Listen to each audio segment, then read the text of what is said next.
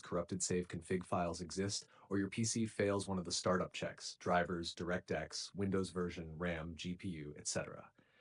Hatch fix, your game might not have exited correctly error. Follow these steps in order. 1. Restart your PC. A full restart clears stuck game processes and memory issues. 2. Verify game files. Steam. 1. Open Steam. 2. Right-click Subnautica 2. 3. Click Properties. 4. Go to Installed Files. 5. Select Verify Integrity of Game Files. Steam will replace missing or corrupted files.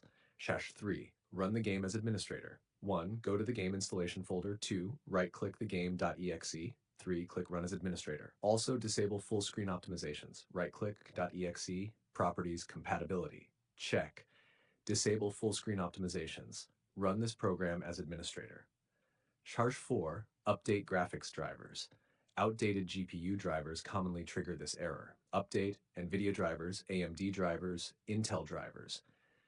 After updating, restart PC, launch the game again. 5. Delete corrupted config files. Corrupted settings files can stop the game from launching. Press Win R and open.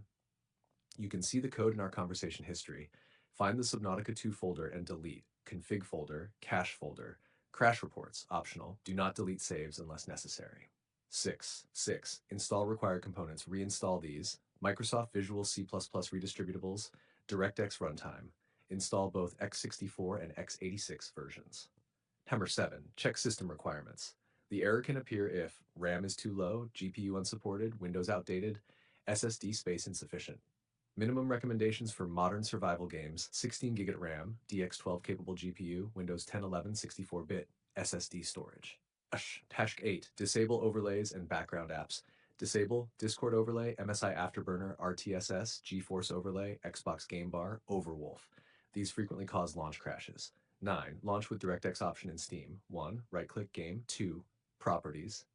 3. Launch options. Try. You can see the code in our conversation history.